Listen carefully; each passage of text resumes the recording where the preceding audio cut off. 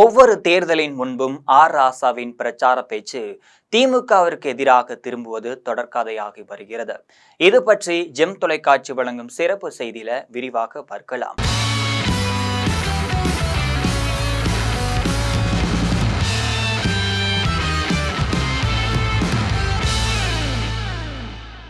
கடந்த 2021 சட்டமன்ற தேர்தலின் போது ஸ்டாலினையும் எடப்பாடியையும் ஒப்பிட்டு ராசா பேசிய பேச்சில அன்றைய முதல்வர் எடப்பாடி பழனிசாமியின் தாயாரை கொச்சப்படுத்தி விட்டதா அதிமுகவினர் சர்ச்சை கிளப்பினாங்க. அது கொங்கு பகுதியில பெருமளவுல பேசப்பட்டுச்சு. இந்த நிலையில தான் 2026 சட்டமன்ற தேர்தலுக்கு இன்னும் 21 நாளை இருக்கக்கூடிய சூழ்நிலையில ராசா பேசியதாக ஒரு ஆடியோ அதிர்வலைகளை கிளப்பி இருக்கு. 2016ஆம் ஆண்டு ராசா குன்னூர்ல இருக்கக்கூடிய தனது வீட்டுல தன்னுடைய ஆதரவாளர்களிடம் தனிப்பட்ட முறையில உரையாடியதுதான் ஆடியோவாக வெளிவந்திருக்கு. திமுக ஒரு எம்எல்ஏ வந்திருப்பாங்களா, ஒரு எம்பி வந்திருப்பாங்களா, ஒரு கட்சிக்காரங்க வந்திருப்பாங்களா? நான் அரசாய் 2 மாசம் கழிச்சு கனிமொழி உள்ள வருது. அது வரைக்கும் நீலகிரி உட்பட எத்தனை பேர் வந்து பார்த்தாங்க? நான் 2G வழக்கில் சிறையில் இருந்தபோது திமுகவோட பிரதிநிதியாக என்னை யார் வந்து பார்த்தார்கள்?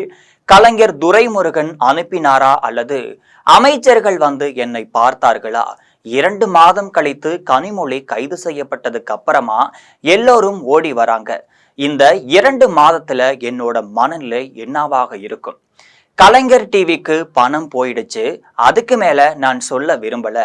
என் வீட்டில் சிபிஐ ஏதாவது எடுத்தார்களா அப்படின்னு பல கேள்விகளை கேட்டிருக்காரு.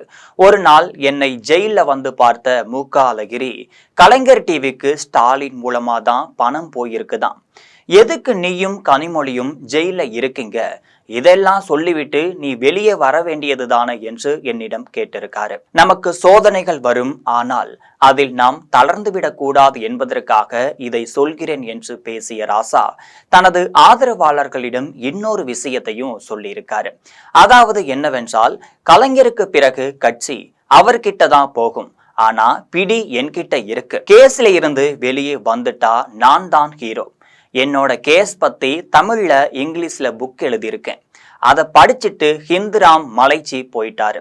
சோனியா காந்தி, பிரணாப் முகர்ஜி, மன்மோகன் சிங், சிதம்பரம் எல்லாரையும் இந்த புத்தகத்துல கிழித்து தொங்க விட்டிருக்கேன் அப்படின்லாம் குறிப்பிடுறாரு. எனக்குன்னு ஒரு காலம் வரும், கலைஞருக்கு பிறகு ஸ்டாலின் தங்கச்சி கனிமொழியை நம்ப மாட்டார், ஆனால் என்ன நம்புவார்னு சொல்றாரு. நான் சாதியை விட்டு வெளியே வந்துட்டேன், என்ன யாரும் எஸ்ன்னு பார்க்கிறது கிடையாது. சிவசங்கர் வேணும்னா அப்படி பார்க்கலாம். பெரம்பலூர் பல கட்சிக்காரர்கள் அண்ணன் தம்பியாக தான் பார்க்கின்றனர்.